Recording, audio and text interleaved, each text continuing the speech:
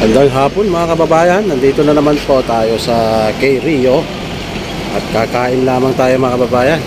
So napagod tayo ngayong araw na ito, very tough kasi madami tayong ginawa.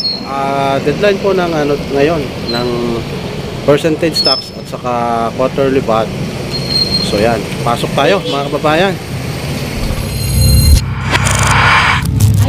So yan, siyempre nandito na yung mag-ina natin mga kababayan. Ininom na niya. Ayan, nandito na nga siya, si Daniel at saka si Mami. So siyempre nandito tayo sa K Rio, ang ating hangout. Yan, pagka nagugutom, dito kami kumakain mga kababayan. Dito lamang tayo sa may San Fermin, Kawayan City, Isabela. Si Daniel. Mag-hello ka, mag-hi ka dito sa vlog. Kain po tayo, kamo. Pansit sa kanila. Hindi pwede yung pansit kasi makuna ha. Full set ba ma'am? Yung may... Ayaw full set. Ma'am, dun sa harap nila, bak maangkan yan, kaya ni... Kaya na. Sige. Favorite yung Kaya na. Ambience. yung bayad lang ha. Napakaganda ng ambience dito mga kababayan. Malamig, kaya kapag dito kayo kumain, siyempre gaganahan tayo rin kumain dito kasi malamig, aircon. Meron silang policy dito sa pagkain mga kababayan. Kapag nag-order po kayo dyan, kailangan wala pong matitira. Kasi merong leftover policy. Magbabayad po ng 200 kapag hindi naubos. Yan. Meron ding corkage fee na tinatawag mga kababayan. Pag nagdala ka rin ng pagkain dito sa loob, magbabayad ka rin. Take out policy, hindi pwede na nilabas mo yung pagkain na hindi naubos. Ayan mga kababayan. At saka, meron ka lang 2 oras dito na tumambay. Kailangan nakalabas ka na, kumain ka na ng 2 hours. Hanggang maximum of 2 hours ka lang dito tumambay mga kababayan. Mula sa pag-serve hanggang sa pagkain mo ng kailangan 2 oras ka lang rito. So yan mga kababayan. Napa-order na nga si Bunso ng juice. Napagod sa kasasama sa amin sa mga collection ng mga BIR payments mga kababayan. So napakasarap dito. Tumambay talaga. So, pansit ang gusto mo? Yes. Wow. Is it your favorite? Malamig na naman yata ito kasi. Malamig. Naman pala, dapat huwag kang uminom ng malamig. Ayan. So, eto, hinihintay lang natin yung order natin mga kababayan. So, hindi tayo meron naman dito kapag baguhan po kayo, magpaturo lamang kayo dito paano yung operate yan. Sila din naman ang mag-o-open yan yung lutuan, pero yung order namin kasi pinaluto na namin. Pwede namang umorder dito na luto na.